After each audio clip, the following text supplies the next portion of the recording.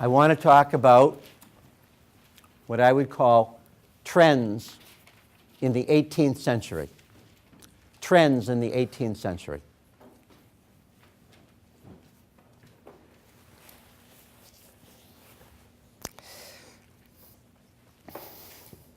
Point number one.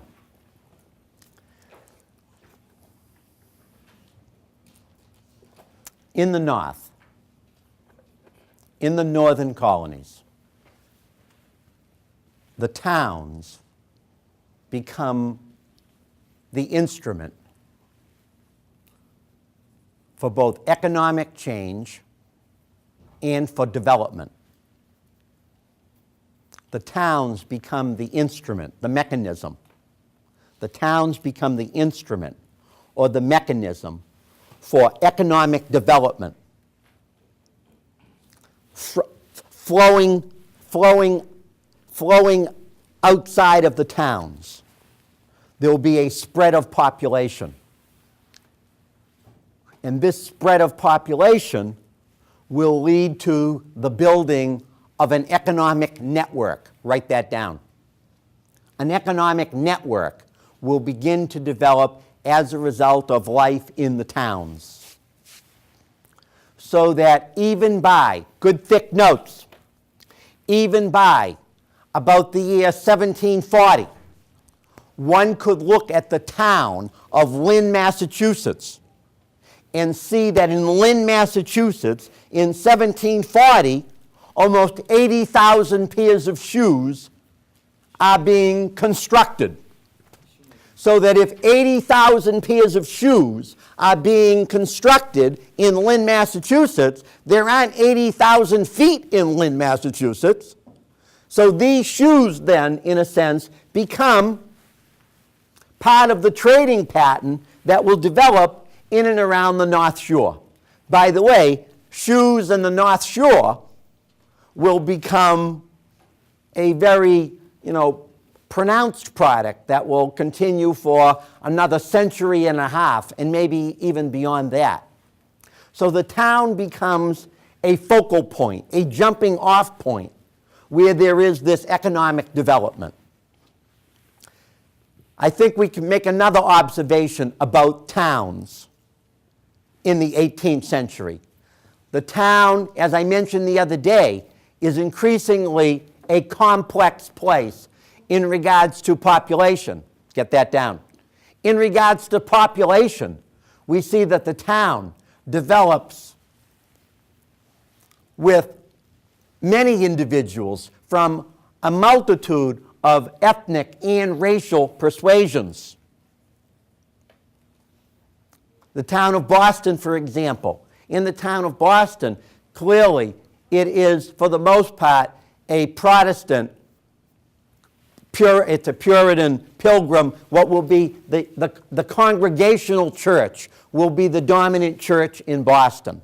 And the people who come to Boston will be individuals closely associated with this Congregational church. But there were a multitude of other individuals who would come to Boston in an attempt to build a life for themselves. Not all, and in fact, not all would be Protestant. There will be a sprinkling of Irish and even a tiny sprinkling of Jews too. And there will be a multitude of other Protestants aside from Congregationalists who will try to get themselves established in the greater Boston area. The point is that the town becomes a center of economic activity, of population. There will be newspapers that will develop in the town. These newspapers will echo the diversity of what's going on in the larger community. So that if we looked at a newspaper, just listen, if we looked at a newspaper in the 1730s, just as an example, we would see that there would be advertisements in regards to individuals offering piano lessons, dance lessons, painting and drawing lessons, education, church activities, political activities. the town is becoming a microcosm of a society. Shut that door up there. Thank you. The town also, don't write, listen to this. The town also does something else that is intriguing. That door, John? The town sends out individuals who in effect begin other towns. Because the town, as I say, is an agent of economic development. Sometimes a group will feel uncomfortable in the town, and as a result, will go off, in effect, into the wilderness. Will follow a route. Maybe they'll follow a river. Maybe they'll settle along the Connecticut River in western Massachusetts, which would thoroughly, completely be the wilderness, in the darkness, with native tribes, very often of a hostile nature. But they are, in a sense, replicating or repeating all that was done in establishing Boston. Do you get the idea? So that by the 18th century, there are dozens and dozens of little towns that are beginning to put their footprint down. And as they put their footprint down, a variety of other issues will develop. Don't write.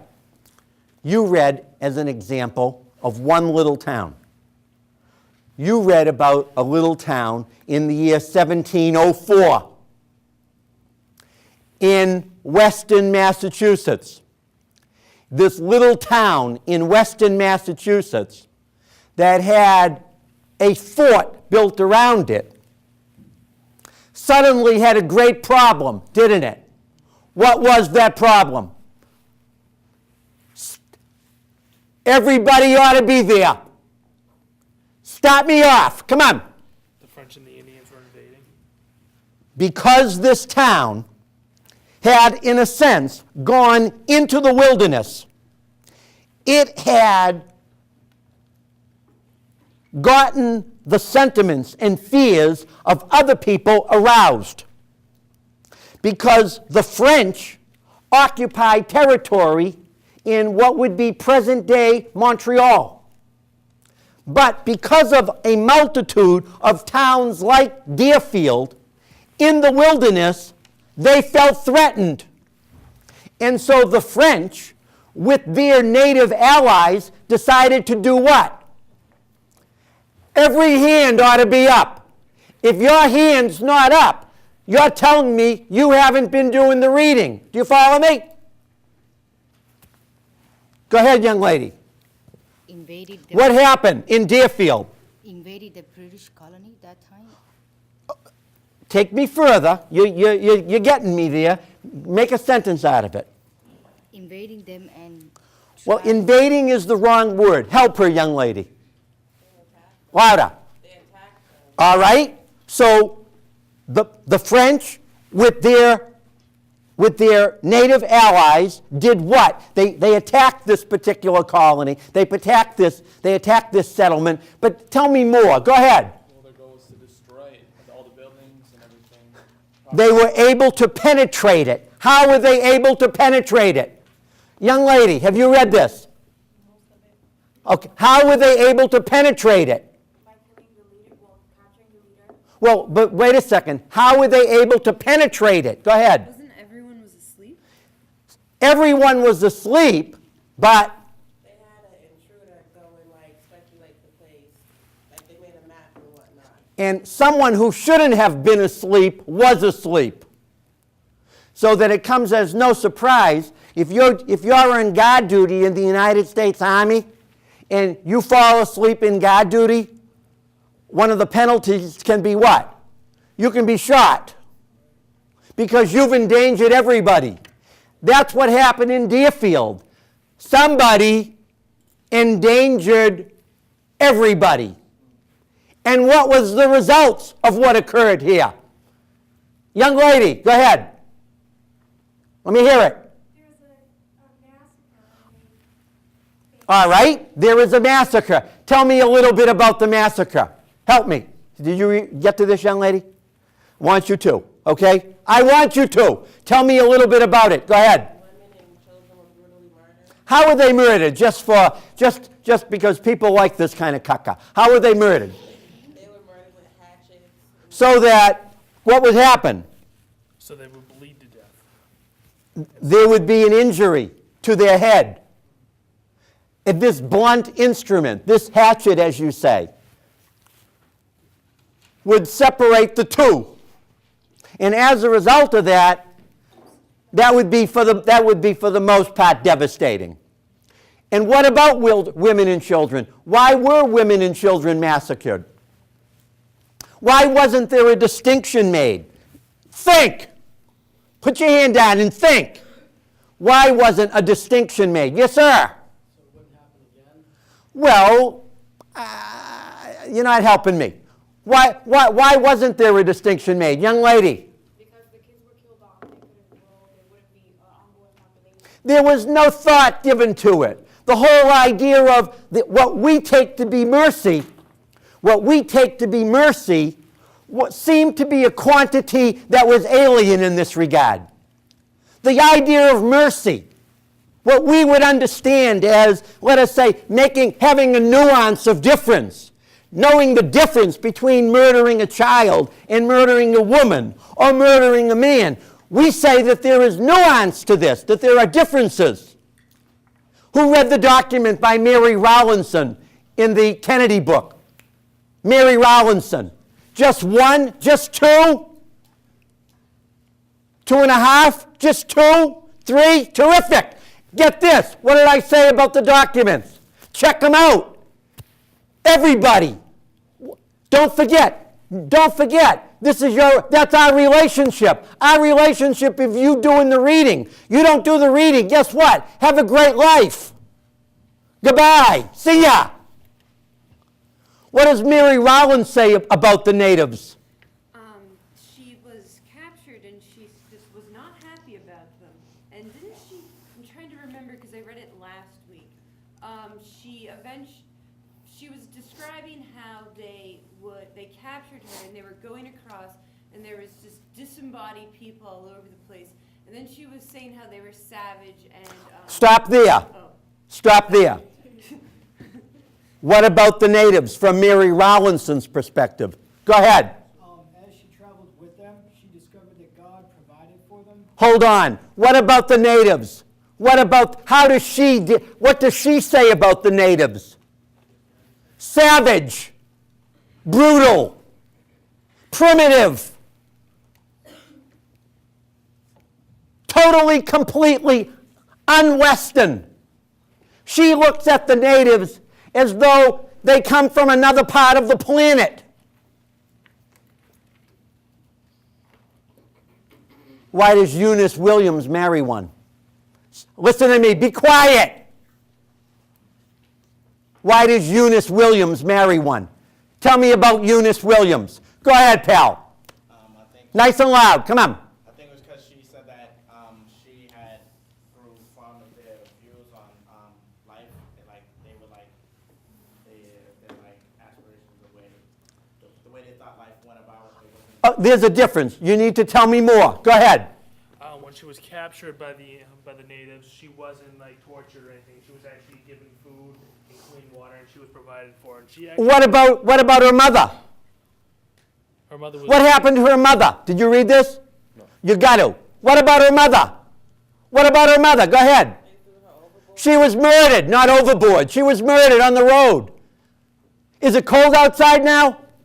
How would you like to go? How'd you like to take a trip with your feet, with your sneakers, from Western Massachusetts up to Montreal? How many of you'd make it? We'll give you a coat. We'll be a sport. We'll give you a coat. How many of you are going to make it? How many of you are going to take the walk from Western Massachusetts to Montreal and be here? What happens if you fall behind with the natives? What do the natives do? They break your head. They split your head. Just as they did to Eunice Williams' mother and, I believe, Eunice Williams' sister. She made it. She made it to Montreal. She was a captive. Take it from there. Help me. I want the right answer today. Let's go. Come on. Eunice Williams grows fond of their spirituality and adopts their spirituality. She grows fond of something. She grows fond of something. Something happens. Something happens. We can only speculate on what happens. We can only speculate in regards to whatever the attraction was. Put your hand down. We can only speculate in regards to the attraction. Somebody speculate for me. Did you read this? You are to do so. Tell me about this. Speculate on the attraction, please. Go ahead. She was captive so long, she lost all touch with all of her Western upbringings and beliefs. Do you buy that? You don't buy that. Do you buy that? They don't buy it. Stockholm Syndrome. Give me more. Come on. She wasn't a fan of their religion. Whose religion? Protestants and Stop tapping. Listen. Uh-oh. He said something good. He said something. Reverend Williams is the leader of this group in the wilderness. He's the leader of the group. He is their spiritual leader, and he is a symbol of their community. And yet, his daughter is going to turn her back on the community, on the religious nature of the community, on the civic nature of it, of their errand in the wilderness. Don't forget, they're going into the wilderness for what reason? They're going into the wilderness. Is God watching? Is this meant to be symbolic? Is this meant to be significant in proving to God that they are a special people? No. It is.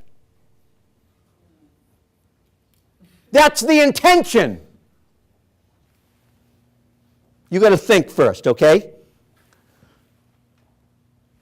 Why does Eunice Williams do what she does? Help me. Go ahead. Well, speaking from a women's perspective, that religion wasn't very keen on women, and I don't know a specific what the Native Americans tribe, the specific tribe they got captured by, but a lot of them were more nice to women. They worshipped the fact that they could give birth. So, speaking as a woman, I would rather be with most Native American tribes than the Protestant church. We'll remember this, okay? We'll see if we can get you a contract for that, okay? We'll have that written down, that she's going to do 5 years in some, primitive place. Go ahead. Also, women were accused of witchcraft more than men, so that might have been one of the reasons why that she would like to be with the Indians, because they wouldn't have accused her of witchcraft as they would have in her father's town. More. Come on. she felt Loud. She felt controlled by her father and by the religion. Well, as all of you have in effect said, the status of women was a second place status. Their purpose was to be married, to have children. They could not vote. They didn't participate directly. They couldn't inherit property. They had a second-class legal and social status. That was totally satisfactory to the vast majority of women. The vast majority of women did not go to the frontier, abandon their family, and marry a native, one of the individuals who murdered their mother. Which is curious from a psychological point of view, right? You're looking for someone who's going to murder your mother. You get the idea? But Eunice Williams takes that particular route. And it's very unclear as to why she actually does this. What about her father? What does her father say? How does Reverend Williams deal with this? Have you read this yet? You must do that. Do you follow me? But ladies and gentlemen, I appreciate you very much coming here. It's great that you brought your rear end with you. I want you to bring your head with you, informed. Is that clear? The reading is everyone's responsibility, without exception. Without exception. You put that down. There is not so much that you could not have read for today. That's an error in your judgment. That's not why you're here. You are here to comment on the reading. Is that crystal clear? Period. Tell me about the father. Young lady.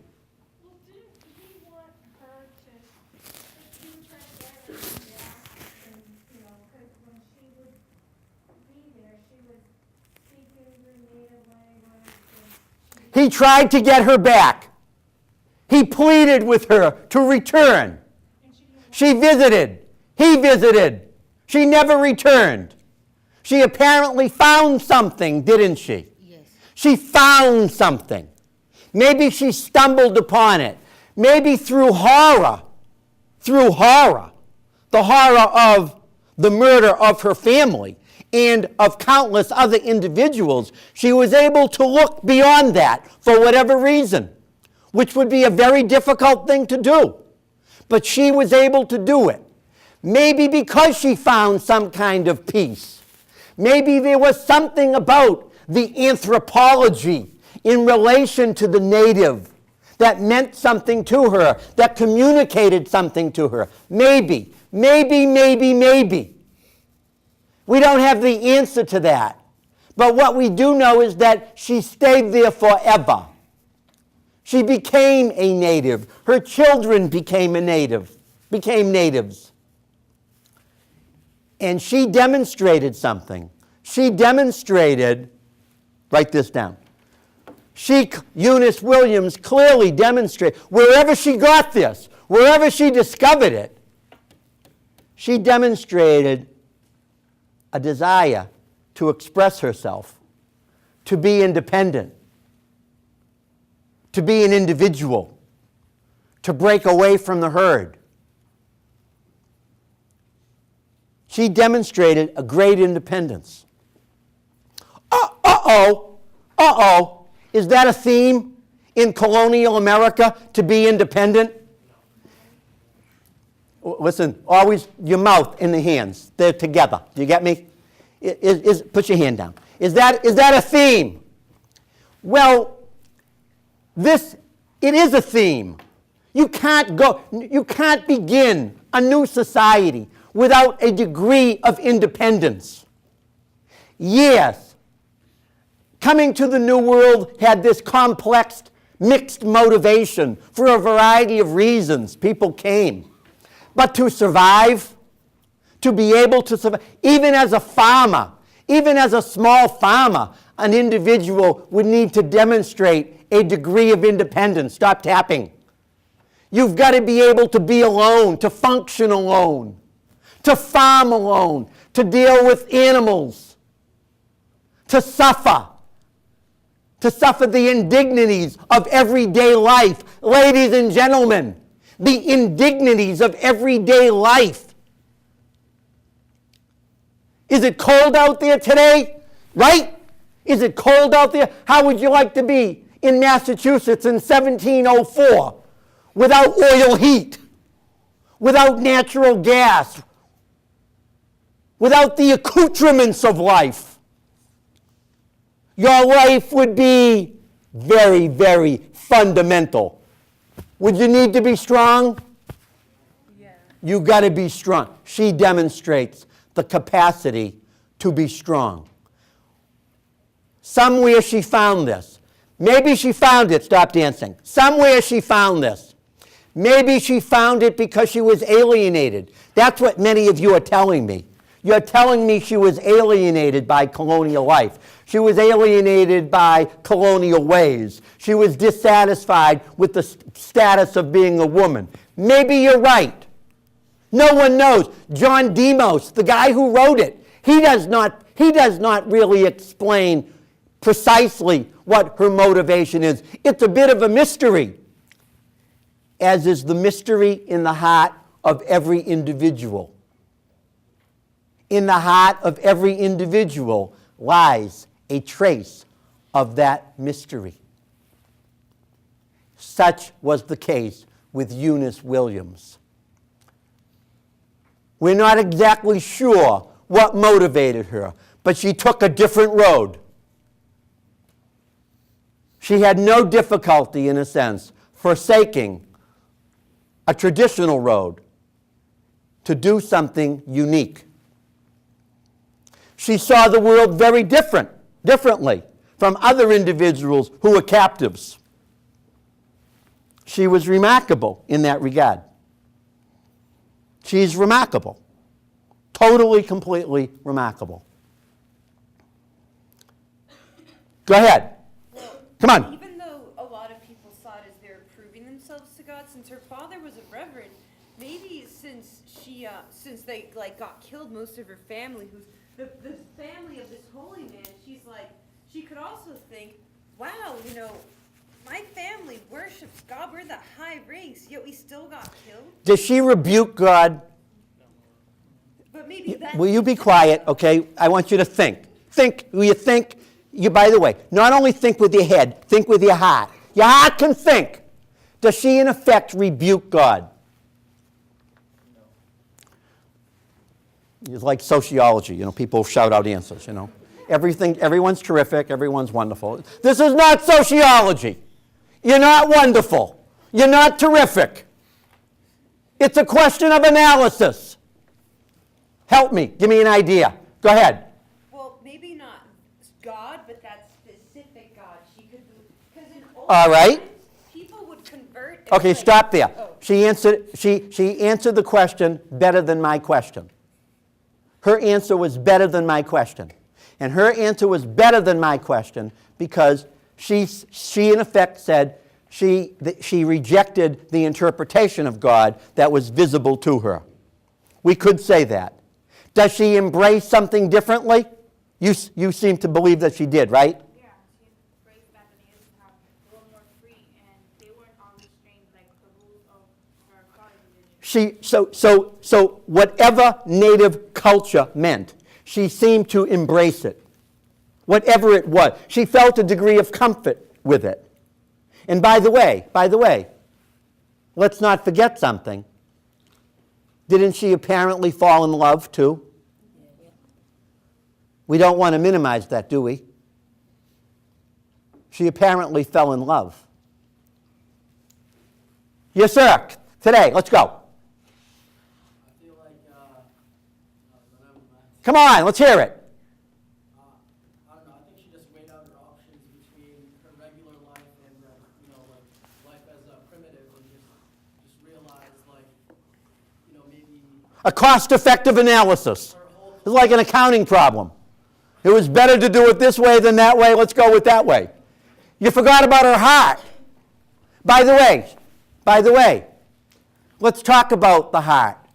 Let's talk about Lucy Bird. Because Lucy Bird is very much interested in the heart, isn't she? As a matter of fact, what's the title? Who read the Lucy Bird article? Not like this, like this. Listen to me. You don't read the articles, I don't want to see you. The title of the article, The Empire of the Heart. Tell me about Lucy Bird. Go ahead, start me off. What is it about? What is it? By the way, you'll notice that the time frame is very similar. The time frame is not 1704 in Deerfield, Massachusetts, but about 1710 in Virginia. And it looks like two different worlds in a lot of ways.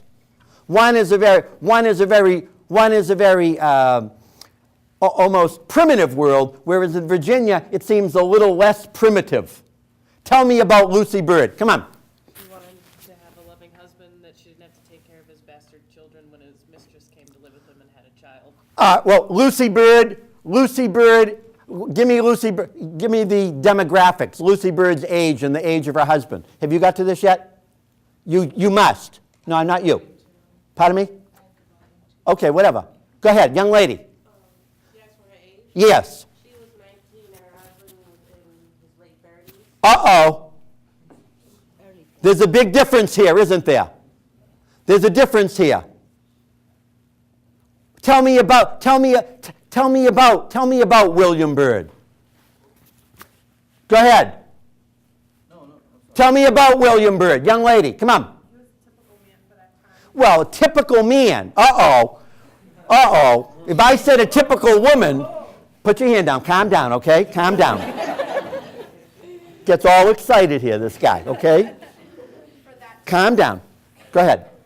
for that time, he wasn't as loving, and he cheated on her with his mistress all the time. You're emphasizing a certain dimension of his morality. Tell me who he was. How about using this term? How about using this term? Isn't he the gentry? Yeah. When you three read this, you'll see that that's what he was. He's the gentry. What does that mean?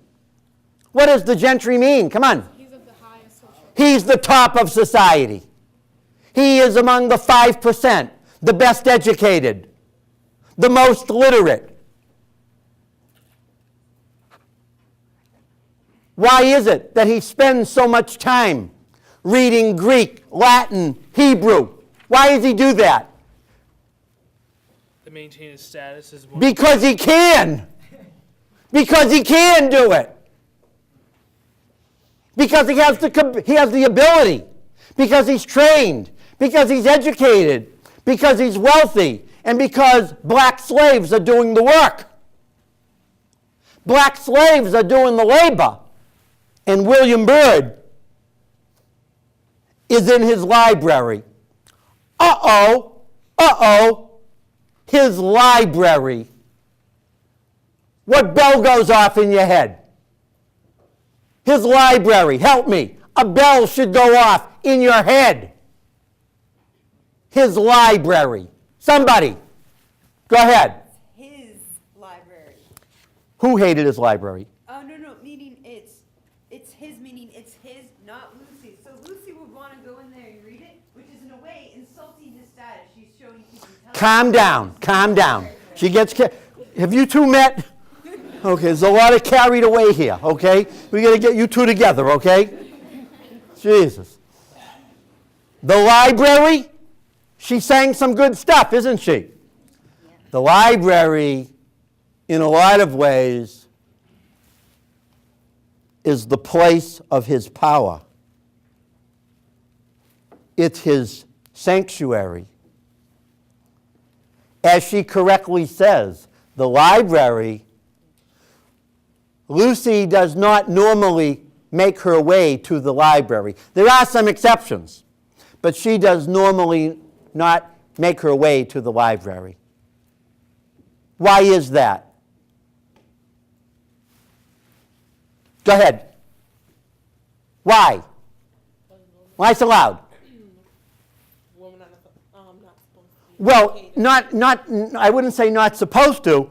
Did Lucy have his training? Did Lucy have his skills? Lucy had nothing like that.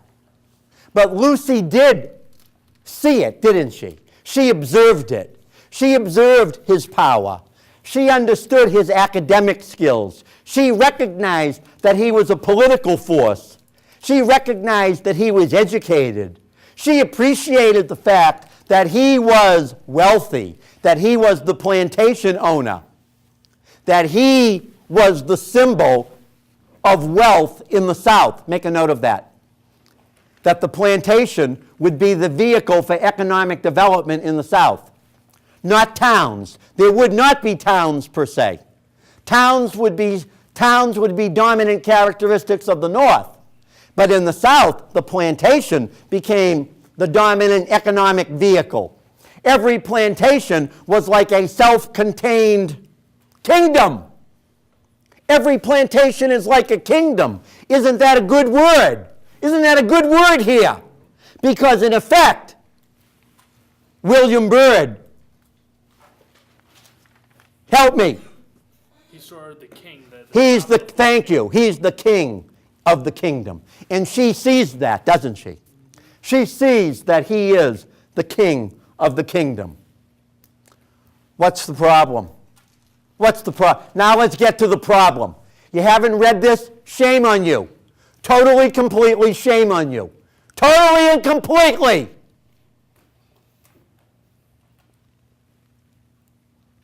Go ahead. He's too controlling. Louder. He's too controlling. He wants to control the whole plantation. He does. Well, he does. Wait a second. Wait a second. He does. He does control the plantation. He is the leader. As this gentleman correctly says, he's in charge. He's the gentry. What's the problem? But Lucy was brought up to have the woman in the family, as her mother, was brought up to take control of the household, like who was to cook and all that. He wanted to take control of that, and that's where they. That's part of it. More. You're onto it. You're onto it. But I think we could say it a little differently. Young lady. Lucy wanted to be more independent and have more authority over what she needed to do. Well, she said that, and I think you're both right. Okay? More. Go ahead. Young lady. Yeah, but she would often, argue with him about, like, what he can have control over, what she can have control over. Because listen, his voice was the voice of authority. This was not a democracy, ladies and gentlemen. Nothing went up for a vote here. Merit didn't matter. You know when merit doesn't matter? Merit didn't matter. What only mattered was his perspective. His perspective mattered. But something else, there's another problem. Go ahead. Louder. There was no intimacy between. There was no intimacy. Finish it. On whose terms? On her terms. The intimacy seemed to come from his terms. And that's why he was a bit of a rogue, wasn't he? He raped and pillaged as he found fit. His relationship to her was totally, completely domineering from a sexual perspective. Tell me more. Go ahead. He would have intercourse with her while she was pregnant and even gave her miscarriages and had no remorse about it. That's what Paula Treckle says in the essay. Hold on. That's what Paula Treckle says. Perhaps had a male historian written it, maybe that would have been written differently. Okay? So we're sensitive to that, but the evidence that she's bringing out is accurate. But I think that it behooves us to read something like that and ask the question, would that be an objective analysis, okay? But you're quite right. Something else, more, go ahead. Are you listening? You're not reading now, you're listening. Go ahead. When she would try to make advances at him, he would shut her down just out of spite to be like, no, I'm the one that's in charge. You can't, decide when we're going to do this. When we're gonna Okay, this relationship is definitely a relationship that seems to be power-oriented. Would you agree? Yes. But I think it's more than just power-oriented. Don't you think that there is an element of, doesn't her youth enter? There's something about her youth, don't you think? Help me. Young man. When they go to a party in Virginia, she's like the shining light, and a prominent man has to stand with her before him, and he sees that respect and that aura. He respects her for that. Oh, that's a very good bit of evidence. More. Tell me more about her youth. You've told me. Go ahead. Yes, you have. More about her youth. Go ahead. Her age is not considered to be she's not considered to be old enough to start making decisions or really. I don't think that necessarily that. More. When she was growing up, she didn't like it, her mother, the way she. I think the young lady mentioned that there was some different role model. Doesn't she have a different expectation about what love is? Yeah. Doesn't she have a different expectation? Isn't his expectation in regards to her role a role that is very much cast in stereotypes? She is supposed to be obedient. She is supposed to be submissive. She is supposed to be malleable. That's from his perspective. But what about from her perspective? from her perspective, ladies and gentlemen, as an astute reader, and that's your goal, always to be an astute reader, doesn't she really want to be loved for who she is? Didn't you get the feeling that her being, in a sense, was ignored by it all? That she was cast aside, and that she was little more than property? And she wanted to be something a lot more than property? Didn't she want her person to be regarded? Yes, young lady. Well, it even said in the essay that, they questioned whether, she just wanted to be loved and who she was. Tell me when she died. Sometimes, dying has a way of shaping everything up. Have you noticed? You know how death has a way of sending you a message? Maybe you were a screw-up. Maybe you were a complete loser. Maybe there is something about you that is justifiably detestable. Have you noticed? What about her death? Young lady.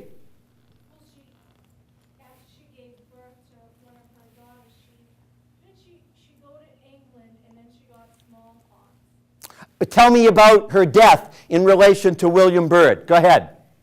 I thought it was tuberculosis. Whatever. Go ahead. When she died, the husband remarried to an obedient woman, and the writer questions if he was happy about it or not. Aha. He missed her. He missed her. Uh-oh. He probably never missed, hold on now, calm down. He probably never missed anyone in his whole life. He probably never thought of the idea of, quote unquote, missing anyone. But suddenly, he missed her. And suddenly, he realized something. That there would never, ever be anyone like her again. This very, very learned man learned something. Are you listening? Are you listening and not writing notes to other people? He didn't, he learned something. He learned something about himself. Do you get the idea? She finally did teach him something, didn't she? But it took her death to teach her something. Where did she get this independence? The young lady says she got it from her family. Maybe she did. You want to tell me more? Yeah, Go ahead. basically her father cheated on her mom a lot, and she saw that as a result, she didn't want that to be her lifestyle when she got married. She's making a very good point, isn't she? She's making a very good point. She's making the point that the models that came out of colonial America may not always have been the best models. And therefore, there was always room for an independent mind. There was always room for an independent heart. Therefore, the title of the article, The Empire of the Heart. She was looking for a different empire. It's funny, Eunice Williams was looking for a different empire too. Two untypical women, or two women who in colonial America came to some conclusions about their desire to express themselves. Kind of interesting, isn't it? We'll have to look for this, won't we? We'll have to look for the role of women in colonial America. I suspect that we will see other independent women too, don't you? After all, we know what's coming, don't we? We know that there's going to be a disquietude in colonial America. Colonial America will come to an end. There'll be a revolution. There'll be room for disquietude. So we see that in the 18th century, just to repeat, write this down. Just to repeat, we see in the 18th century, we see that the colonial town, we see that the colonial town becomes a model for economic development in the North. We see that the plantation, we see that the plantation becomes a model for economic development in the South. We've already spoken about the significance of slavery in terms of how slavery is going to relate to a variety of activities. By the way, it's interesting to see the relationship between slaves, female slaves on the Byrd plantation, isn't it?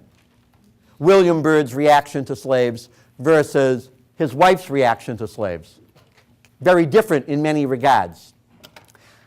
One last point, write this down.